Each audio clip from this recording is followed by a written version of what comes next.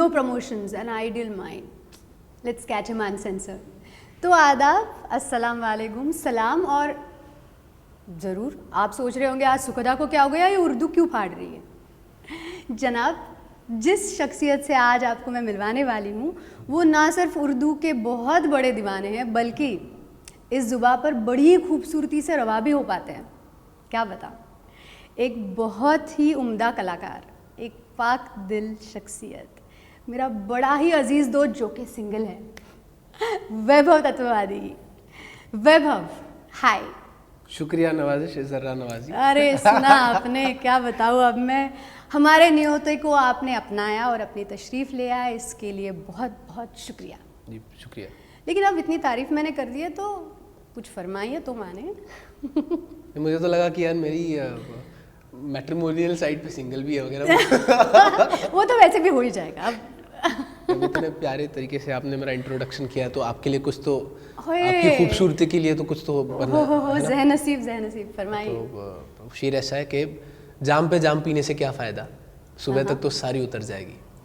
जाम पे जाम पीने से क्या फ़ायदा, सुबह तक तो सारी उतर जाएगी. हमने आपकी आंखों से पी है, खुदा की कसम सारी उम्र नशे में गुजर जाएगी. फॉर सुखदा खानकेकर. उफ, इससे आगे उर्दू में नहीं बोल पाती.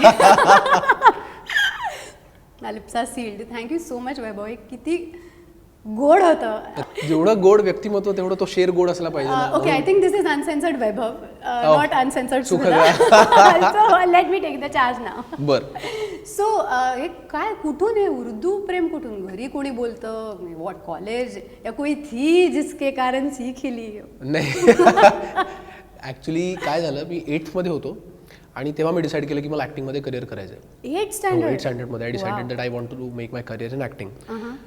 10वीमध्ये मला का असं वाटलं की यार उर्दू शिकली पाहिजे. मला शेरो शायरीमध्ये लहानपणापासून इंटरेस्ट होता. तर 10वीमध्ये असं झालं की माझी क्लास टीचर आणि मी एकत्र असं, मी उर्दू क्लासला गेलो आणि समोरून क्लास टीचर, मैम कहाँ से आ गए. अरे Vaibhav, what are you doing here. Ma'am Urdu सीखने आ रहा. Good good good. आणि मी आणि माझी क्लास टीचर आम्ही उर्दू शिकायचो. आणि त्याचा फायदा खूप झाला नंतर, कारण आता हिंदी फिल्ममध्ये पण जेव्हा काम करतो ना तर एक, आता फॉर एक्झाम्पल महाराष्ट्रीयन असाल तुम्ही तर एक मराठी पूस असतो, गुजराती असेल तर एक थोडं गुजराती असेल, पंजाबी असेल तर पंजाबी असतात. तर उर्दूमुळे मला एक ते न्यूट्रॅलिटी भाषेला येणं गरजेचं असतं, त्याचा खूप फायदा झाला. आणि मुलींना शेरो शायरी छान आवडते ना, सो इम्प्रेस करता येतं, यू नो. ओके. आपकी आंखों में वगैरे. अरे हो, नाही मी झाले, हँड्स डाऊन मी झाले. So okay, so now you have this angle of impressing women ना. म्हणजे बड़े पापड़ भी बेले, उर्दू सीख ली और शेर सुना दिए. किती फसल्या यात? अनसेन्सर्ड आहे म्हणून काही विचारणार तुम्हाला. मग आता काय, एक मिनिट, तू छान काम करतोस, अभिनय उत्तम वगैरे, हे जुनं झालं आता. नाही, मी सिंगल आहे. I am single currently and ready to mingle. So हे सुखदानी पण सांगितलं, मी पण सांगतो. So no, just tell me one thing. You're from Nagpur, right? Yes. Wow. So as in, tell us about it. म्हणजे घरी कोण असतं, और schooling and then college? I was born in Amravati. आई अमरावतीची आहे आणि ब्रॉटअप इन नागपूर. तर घरी आई बाबा आजी असते आणि माझा लहान भाऊ जो आहे तो he did engineering from my college COEP. म्हणजे माझं शिक्षण सगळं नागपूरला झालं. 11वी 12वी नागपूरमध्ये केली. सोमलवार निकालच माझी शाळा. नंतर MP धरमपेठ सायन्स कॉलेजमध्ये 11th 12th केलं. मग आलो पुण्याला, तिकडे इंजिनिअरिंग केलं from my love COEP college of engineering Pune. तर तिथून मी माझं इंजिनिअरिंग केलं आणि माझा लहान भाऊ त्यांनी पण तिथूनच इंजिनिअरिंग केलं. तर अशी माझी छोटी फॅमिली आहे. How sweet. ॲज इन दोन्ही मुलांनी इंजिनिअरिंग केलं अँड देन एकाने त्याचा काहीच उपयोग नाही केला, दुसरा करतोय. पण एक कन्फ्युजन आहे माझं. यू मेन्शन की तू ऑलमोस्ट 8th स्टँडर्डमध्ये डिसाईड केलं तुला ॲक्टर व्हायचं आहे, but then you still thought of pursuing engineering. How is that? बाबांनी क्लिअरली सांगितलं की माझ्याकडे एवढा पैसा नाही की तुला मी लॉन्च वगैरे करेन. But on a serious note मला जेन्युइनली वाटतं की right thing should be done at right time. आणि टिल ग्रॅज्युएशन प्रत्येकाचं म्हणजे your aim should be your study, first aim. आणि ती प्रायोरिटी तुमची असली पाहिजे. आणि मग gradually after your graduation you can choose whichever feel you feel like going. पण मला आता असं वाटतं की प्रत्येकाची परिस्थिती वेगळी असते. म्हणजे फॉर एक्झाम्पल माझी परिस्थिती अशी होती की नो गॉड फादर, आणि dad has clearly told you that भाई अपने पास इतना पैसे नाही की 100 करोड डाल दो इसमें, असं होणार नाही आहे. तर जर झालं नाही तर काय. पण मी आज विचार करतो की जर मी या फील्डशी रिलेटेड असतो, म्हणजे फॅमिली जर रिलेटेड असते, तर कदाचित मी इंजिनिअरिंग नसतं केलं. ते 4 वर्ष मी कदाचित आर्ट काही किंवा अजून काही वेगळं ॲक्टिंग कोर्स केला असता, आय डोंट नो. पण ऑल साईड अँड डन, जर मला आज कोणी विचारलं की do you regret doing engineering, the answer is a big no. आणि the credit goes to COEP, कारण तिकडे I groomed as an individual, I groomed as an actor. त्यामुळे प्रत्येकाचा एक पाथ असतो, तो प्रत्येकाच्या एक वाट असते त्याची, आणि त्या वाटेवरून तो चालतो. माझी ही वाट होती आणि मला कुठेही काही रिग्रेट नाही आहे. Wow, yeah. When you listen to something like this, जे केलंय त्यावर प्रेम केलं आणि म्हणून you are satisfied with what you do. बिलकुल, you should never regret anything that you have done. Superb, yeah. Like decide something and then make it right. Yeah. So there's no such thing as a right decision, that was a right decision. अरे असं काही असं नसतं. मला किती लोकांनी विचारलं, काही लोक विचारतात की you decided in 8th standard that you want to be an actor, then why the hell did you do engineering. तर मी म्हणतो की engineering is not just a degree, it's an attitude. Okay. जर काही लोकांचं म्हणणं असतं की तू वेस्ट केली डिग्री, तर मी त्यांना मग जर ते तशा पद्धतीने मला विचारणार असतील, तर माझं म्हणणं असतं काय आहे, 10वी नंतर जर तुम्ही सांगितलं असतं मला की बाबा जा तू ॲक्टिंगमध्ये करिअर कर, तुझं खाण्यापिण्याचा आम्ही खर्च करतो आयुष्यभर, तर नसतं केलं इंजिनिअरिंग. सिम्पल. वा.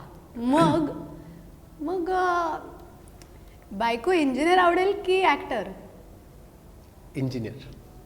हो. आय थिंक अनेक मुली तुम्हाला परस्यू करायचं असेल करिअर ऑप्शन्स कुठले, so they can opt for engineering and go to COEP for this whole reason, I think. बघा आता काय करायचं. Okay. No on a serious note, तू बाबांबद्दल मेन्शन केलं, so whom are you more closer to, आई की बाबा ॲज इन घरात? मुलगा म्हणजे मुलगी नेहमी वडिलांकडे जास्त शेअर करते आणि मुलगा आईकडे, असं नॉर्मली असतं. पण आमच्या घरात ऑफकोर्स ते तर एक नॉर्मल जी ते लॉजिक आहे त्याप्रमाणे खरं आहे की आई मुलाला जास्त जवळची वाटते. पण बाबा आमच्याकडे वी आर लाईक फ्रेंड्स, म्हणून मी A to Z या टॉपिकवर आईबाबांची A to Z यात कोणत्याही टॉपिकमध्ये मी आईशी तितकंच कम्फर्टेबल आहे, बाबांशी तितकंच कम्फर्टेबल आहे. त्यामुळे गडबड काय व्हायची, माझे मित्र त्यांच्याकडे स्ट्रिक्ट होतं वातावरण सगळं, आणि मी असं बाबाल्यावर काही बोलून टाकायचो आणि ते असे I can't believe you just said that. I said, yeah, he knows everything about everything that I do. तर त्यामुळे एक माझे मित्र फार जेलस होते माझ्याशी की यार यू कॅन शेअर एनिथिंग, आणि एनी म्हणजे anything.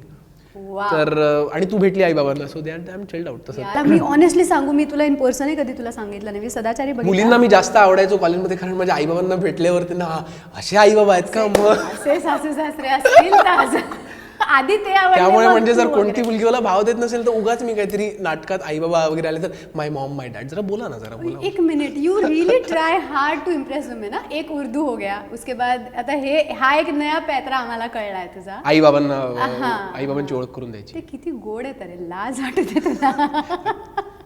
I am flaunting them, गोड आहे म्हणून. Yes you are. No, coming back to that, तुम्ही असं म्हणत होते की मी तुला इन पर्सन पण कधी बोलले नाही. सदाचारी बघितला मी, and your bond with your father in the film जसा होता, अँड नो वंडर तू ॲक्टर असायस की you would make it feel real and all. पण मला खरंच असं वाटलं की मे बी तू इतका क्लोज आहेस तुझ्या वडिलांशी.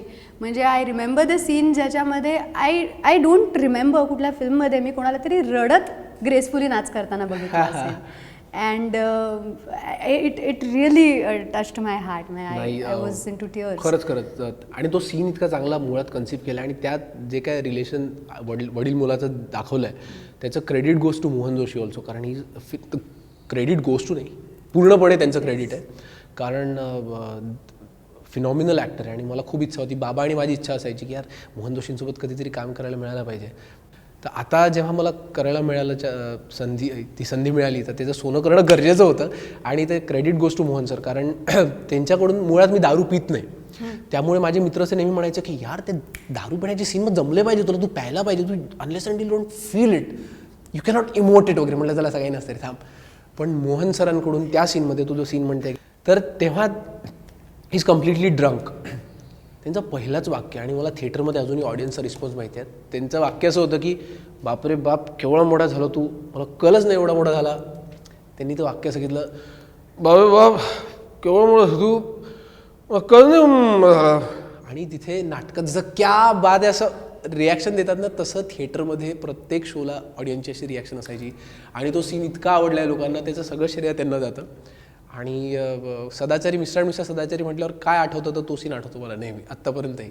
कारण की तो सीन संपल्यानंतर कटच म्हणे ना कोणी, आणि मी डान्स करतो आणि मला कट का नाही म्हणत आहे कोणी, आणि मग डिरेक्टरने असं चोक झाल्यावर कसं कट असं तो कट म्हणाला. आणि अमेझिंग एक्सपिरियन्स, म्हणजे सदाचारी त्या दिवशी पूर्ण वसूल झाला होता माझ्यासाठी. So what was their reaction जेव्हा तुझी पहिली फिल्म आली, जेव्हा तुला एवढ्या मोठ्या स्क्रीनवर बघितलं? Any moment you would like to share? Moment आठवते जेव्हा पहिल्यांदा त्यांनी मला स्टेजवर पाहिलं, कारण नागपूरमध्ये असताना नाटकं करायचो. पुण्यात आल्यावर पहिल्यांदा मला पहिले 6 महिने तर पुण्यात फार त्रास झाला.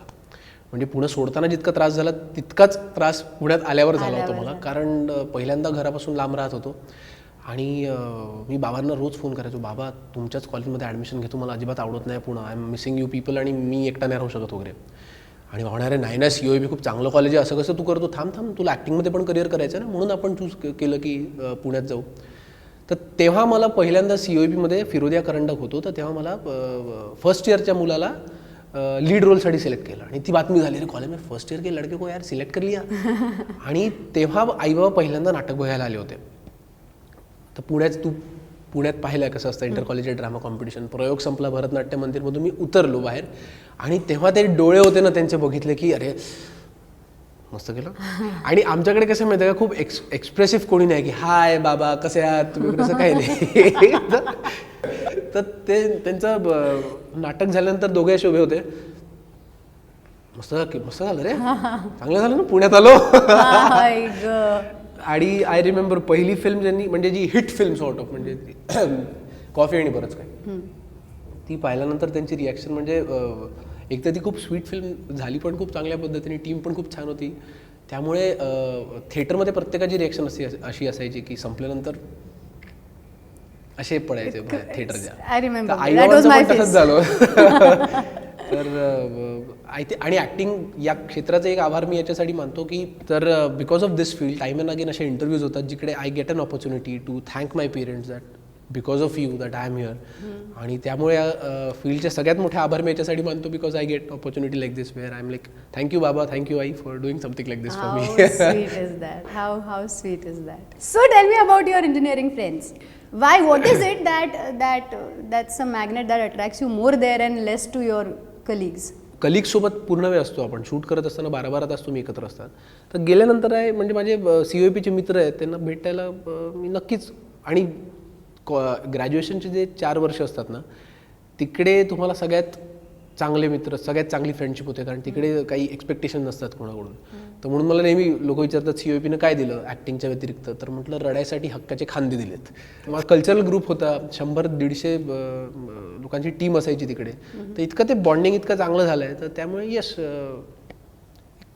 साहजिक आहे की मित्र अजूनही तितकेच जवळचे आहेत, तितकंच टचमध्ये असतो मी त्यांच्या. You are somebody who follows your heart, त्यामुळे दॅट यू आर डुईंग. माझं ब्रीदवाक्य आहे, लिव्ह युअर ड्रीम.